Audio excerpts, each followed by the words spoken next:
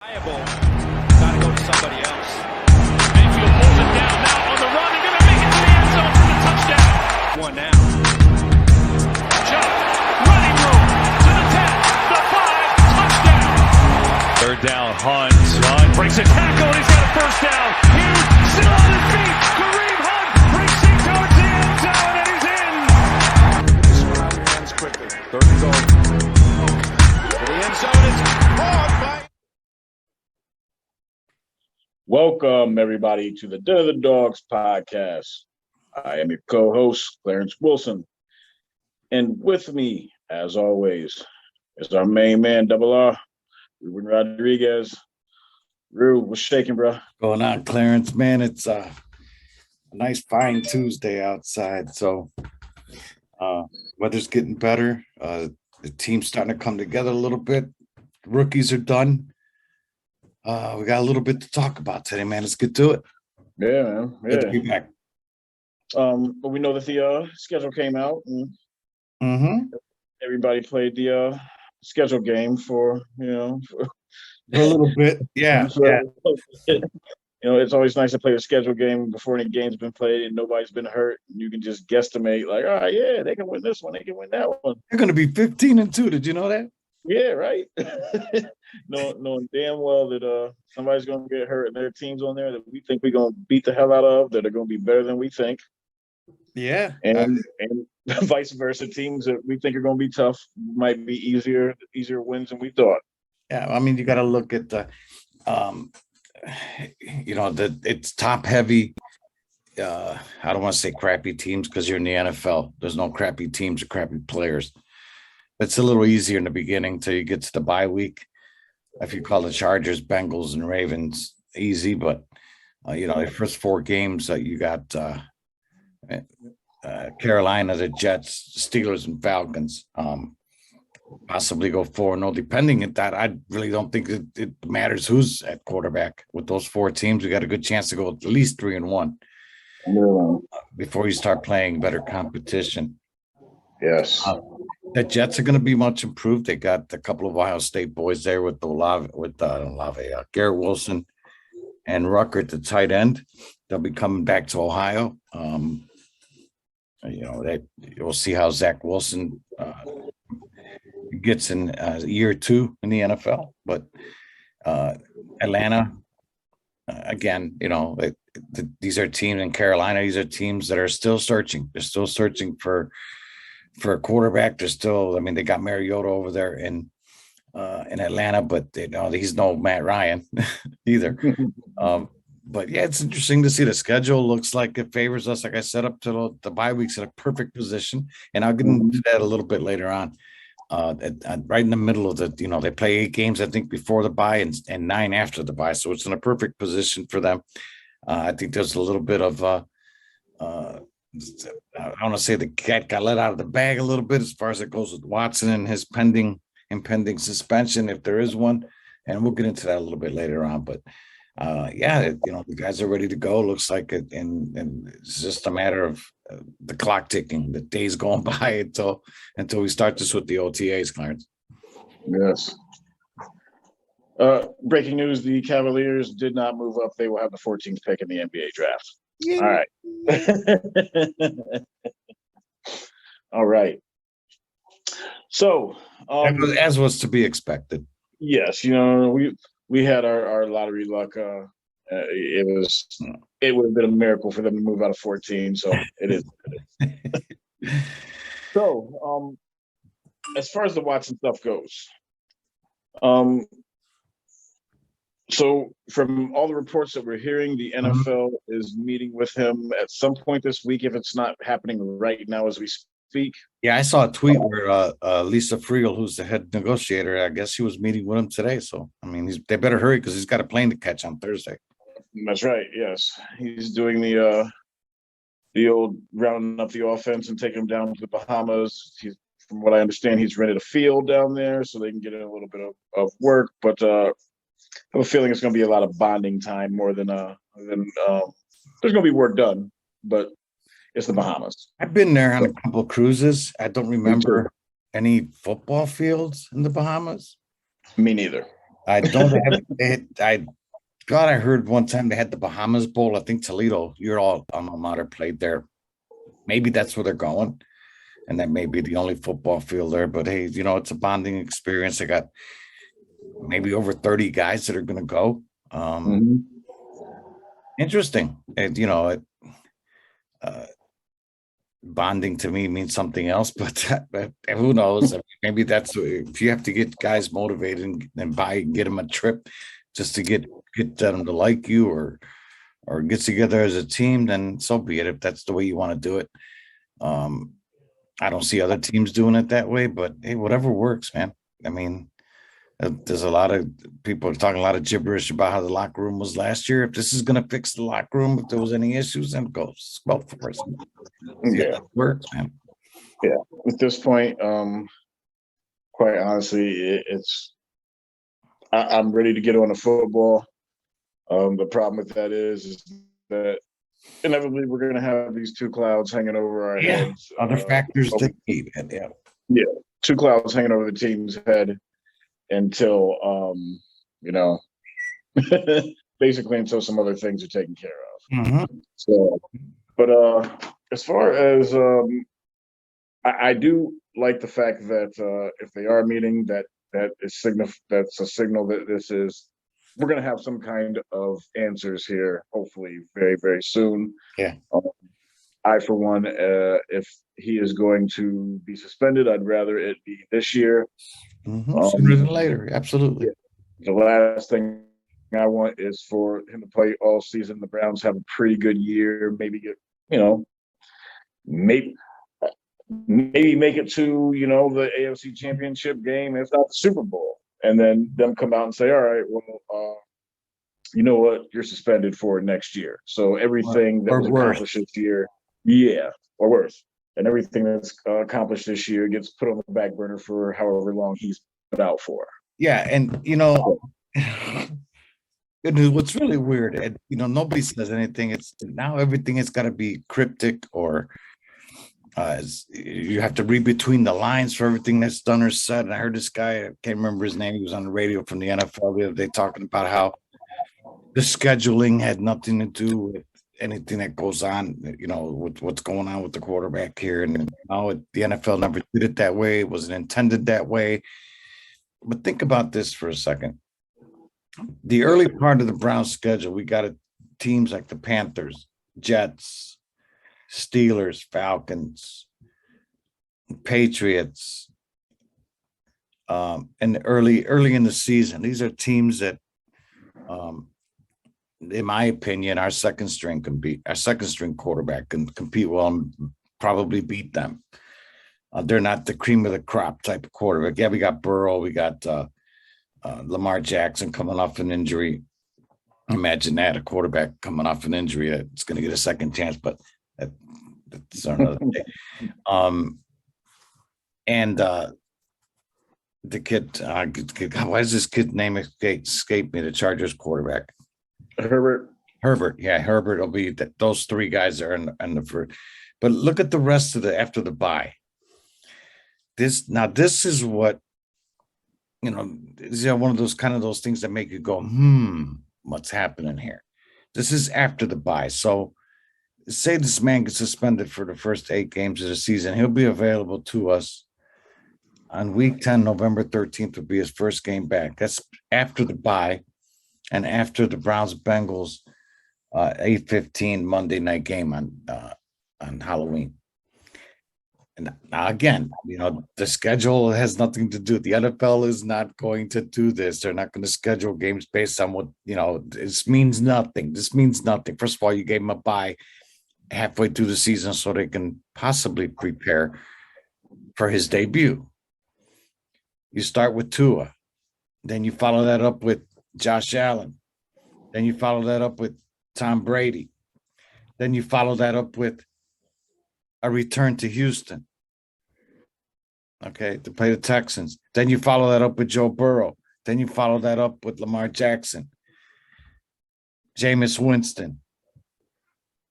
In the season, then you got the Commanders and Steelers. But here's what I'm getting at. after the bye week, it's a perfect opportunity for this man. And don't tell me the NFL's not going to make any money when his debut is going to be against the Miami Dolphins and then Josh Allen on the road, both of them. Mhm. And then how much are they going to make with Watson versus Brady at First Energy Stadium the Sunday after Thanksgiving? I mean, come on, you can't make this up. I mean, you couldn't write a script for this for Hollywood if you tried. I mean, how much more? This is very telling. And then you're going to go to Houston. NRGs, they don't do this in the beginning. It's why isn't Houston playing our third or fourth game of the season like they were last year with us? I would have taken a trip down to Houston week 3. Mhm. But if he's going to be suspended for the first part of the season, then we're going to put Houston at the end of our schedule. So he'll be available to play. Just too many things here that read into it all you want to. I mean, people are reading into the schedule and saying, "Oh, right away, 12-4." Before they even they see the logos, and it's like, "Oh, we're going to go 12-4." We'll read between the lines here. Something is cooking here. That if you look at this schedule, it just makes too much sense for the NFL as far as the Browns and Panthers, the Jets and Browns. That's not going to be one of your primetime broadcasts. It's not going to be a 1:00 or the National 425 game. Neither one of those. Steelers or Browns either. Browns, Falcons. That's not going to happen. But, you get these games like the Browns and Bills. That's going to be a big-time game. Sure. Buccaneers, Browns, Texans, a return for Watson to Houston if that's the case. Then you have the Burrow and the Browns again. You have the Ravens to be determined. They don't even know what day it's going to be yet. So these are games that are big-time games that the NFL is going to make money on. And that to me seems like it's a little bit it's something to look at, something to say, wow, don't tell me that this schedule, or I guess what I'm saying is don't tell me that there's something that that you're not telling us just by putting this schedule out. It just seems kind of like it could be coincidence, but I don't think it is. Yeah, it likely seems that they may have tossed us somewhat of a little bit of a bone just in case Watson does not play this, however many parts of Right. however first half of the Exactly. season, 6 games, 4 games, whatever it is. It kind of seems like they put some of the as we said, there's no easy games, but they put some of the teams that aren't quite what they are going to be maybe later on in the season. Correct. They put those towards the beginning of the season. So it will be interesting. It will be very interesting. As I kind of said earlier, I'm hoping that we have some resolution. It'd be nice if we had some resolution by the end of the week, but it's the NFL. We know what they do. They take their time and they dole out punishment and they make moves when they want to make moves. Exactly. So, but yes, it's interesting to see the kids out there, the rookies. They're done. David Bell went back. He missed a day on Sunday. He went to go graduate. Congratulations, David Bell. right. I think, and I also read too that the Browns have some plans for him, and I guess they discussed it with him. They're going to put him in the slot a bit this year too, to play that Jarvis Landry role. It's a younger Jarvis Landry. Bigger. Yeah, bigger. He's got great hands. I don't want to say he's got better hands than Landry because Landry's, his numbers speak for themselves. But it looks like the kid's going to play a little slot receiver, which is a good role for him because slot receivers, they're not up on the line with everybody else. They got that little cushion, so they can try to get some moves and create separation a little bit better. But it seems like a good role for him, especially for a guy that can catch the football. And we need tremendously here. And we'll see. Perrion Winfrey. I mean, the guy looks like he's going to be. He wasn't talked about very much leading up to the draft, Clarence, but it looks like he's going to be a force in the middle, and he loves being here, man. I don't remember the last time anybody drafted by the Browns has such a passion for being here. I mean, the kid loves it here, and he loves the love that he's getting from the fans. Now, if they just translate on the field, I think they got a steal with this kid. Yeah, I like the attitude and the fire he brings. And the dog that he brings to a team. Um, Speaking of people coming to the team, there's still we still have not heard anything about Clowney yet. But there is another person whose name has been being floated around, who's an absolute dog, or who was, and that's Ndamukong Suh. Yeah, I saw that last week. My God.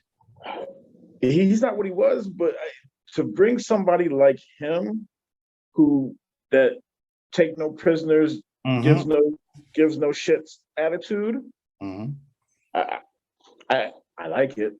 I like the idea of it. Yeah, it's the thing with that is he'd be a good mentor for Winfrey too. I don't know how much time will that take, a lot of more playing time away from Winfrey, or do you then go to you could possibly have Suh, Winfrey, Clowney if you can get Clowney, and Myles Garrett as your front four.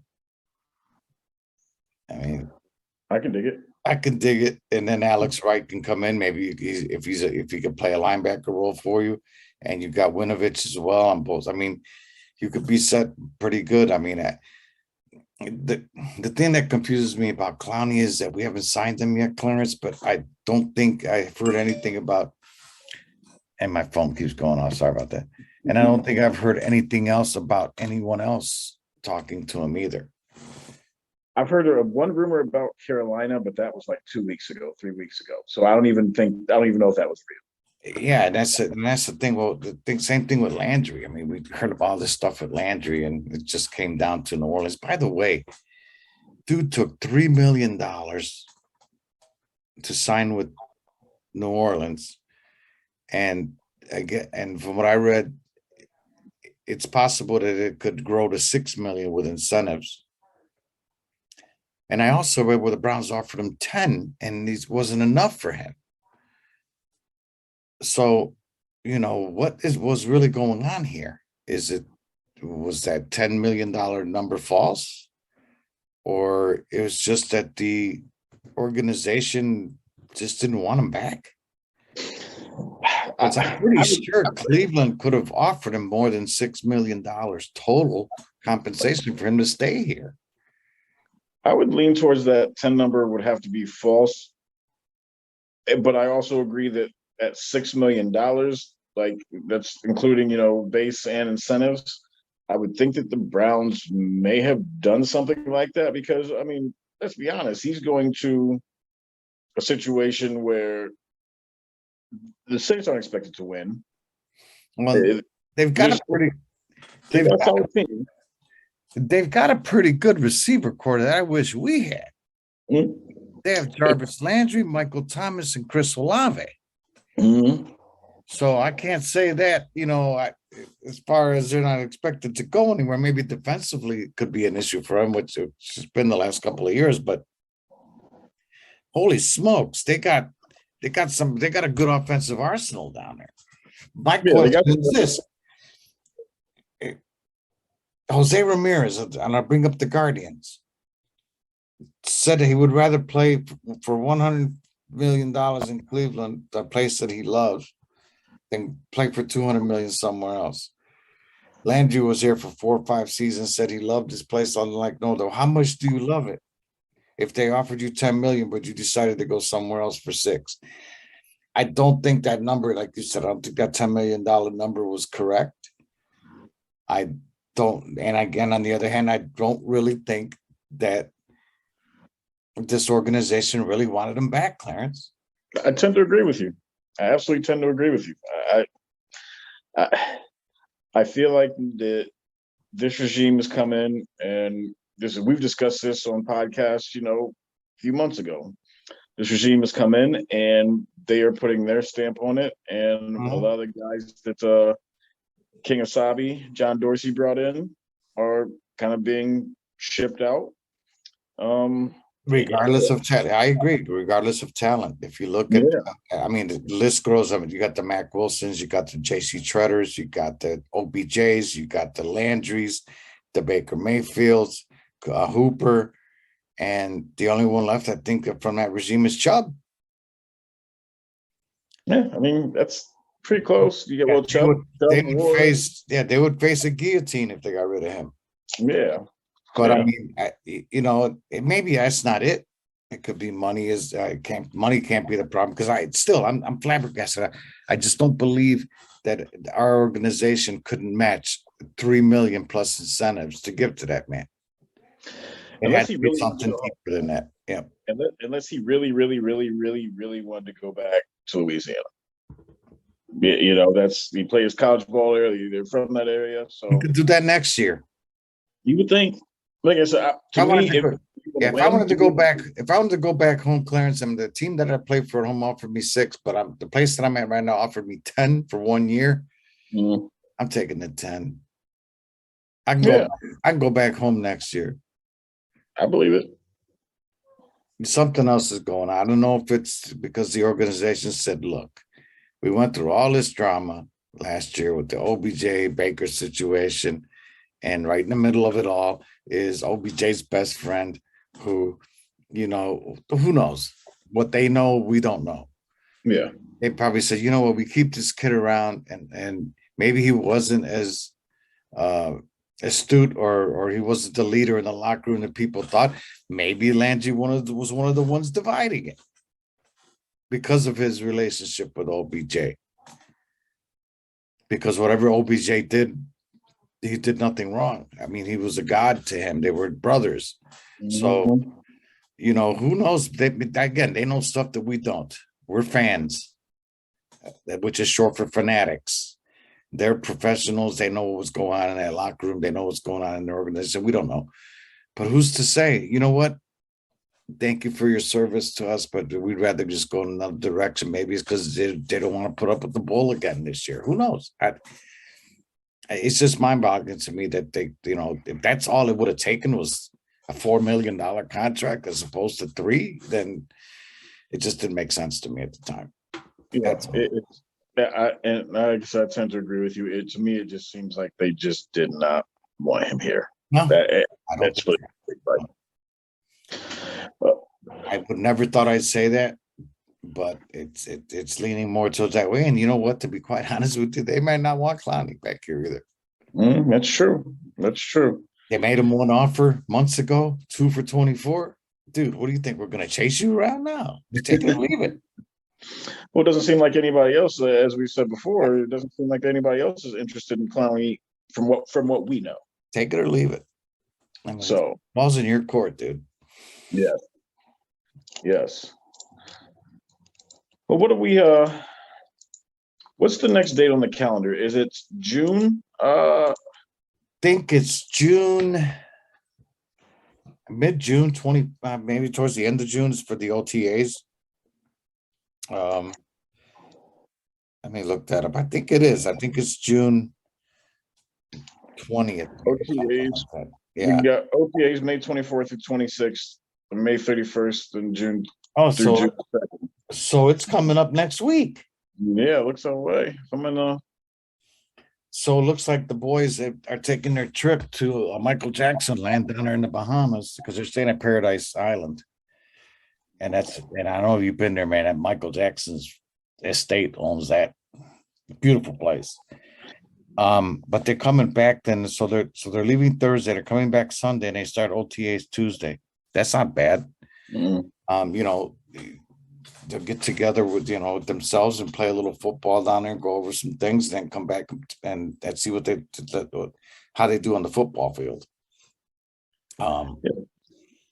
Get the team together. I know the defense said they were going to do something too, but they're the ones I think they need more bonding than the offense does. But that's just me. Yeah, it's just the elite quarterback. You got a guy that's top 5 out of people's eyes. I don't think he needs to bond with too many people. He should let his numbers and his talent speak for themselves and rise people up to another level. The defense, I'm expecting big things from them. And I think they're the ones that should get their butts together and say, look, we can't have a start like we did last year. No, absolutely not.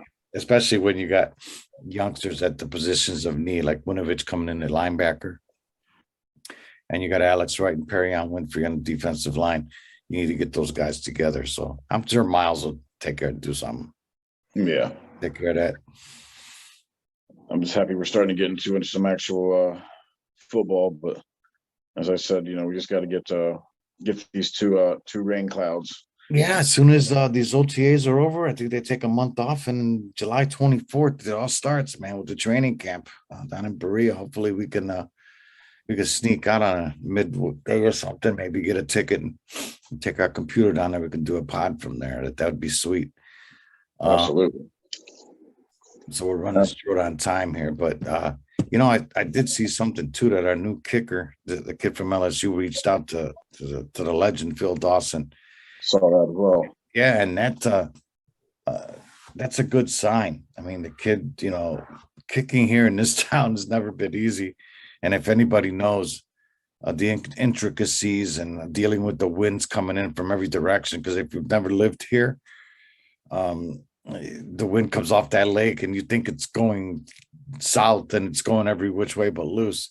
The first half, the wind could be blowing in your face, and the second half, it could be blowing not at all.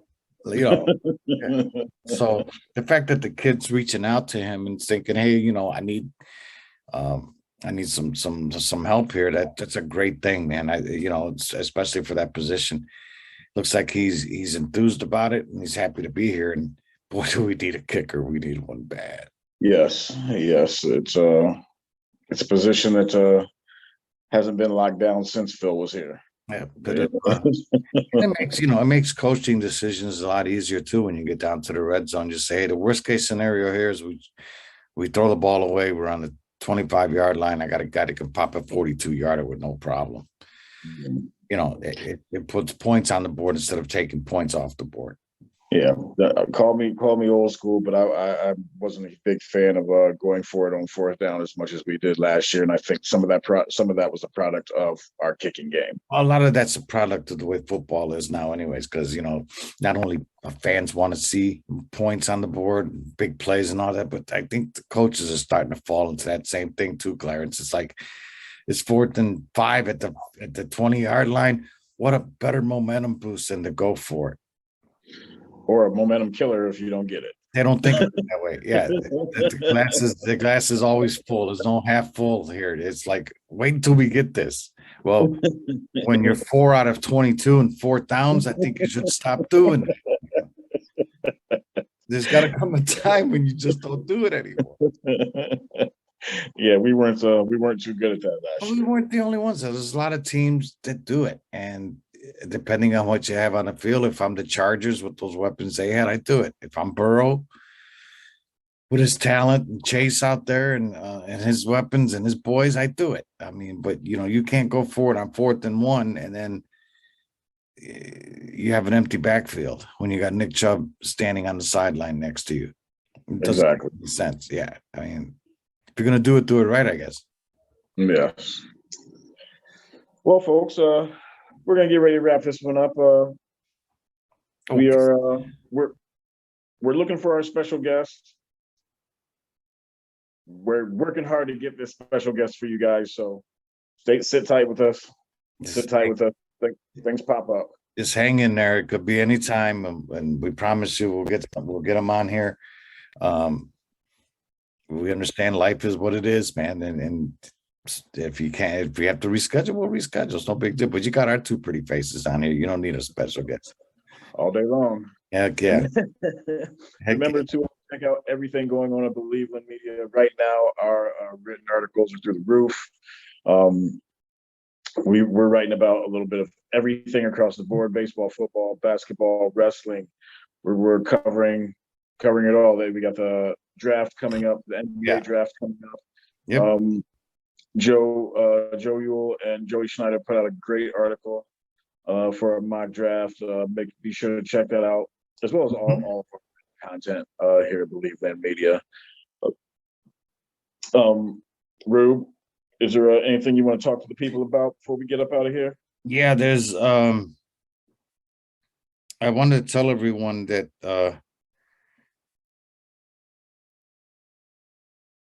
again, now I'm sorry, I'm just gonna piggyback on what you said with all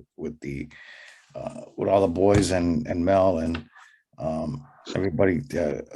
Get on our page on Believe Land Media. There's plenty of good stuff in there. The guys are working hard every day to bring you some entertainment. Joey, shout out to him. Joey Schneider was covering the captains for us and doing a stellar job at doing that. Sponsorships are still available. Just holler out to us, guys. We can use all the support we can get. And we'll be here for you again every week. I know it's slow for us right now, and we're talking about rookies and talking about trips to the Bahamas and all that, but we promise you it's going to get bigger and it's going to get better. We'll have people on here with you. It's that time of year. It always is. OTAs are coming after that. We'll have a month. We got to find something to do. But hang in there with us, folks. And like I said, for all of us, we'll be there. We'll get you the very best we got. We're rolling. I mean, we're hot right now. Everybody's, the kids are getting into it. They're sending out stuff every day. And it's just for you guys, just for entertainment, guys. We love doing this for you. Clarence, it's about that time, man. And you have to tell the folks, in the words of that great Freddie Kitchens. If you do not wear orange and brown, you don't matter. No, you don't. Peace, everybody.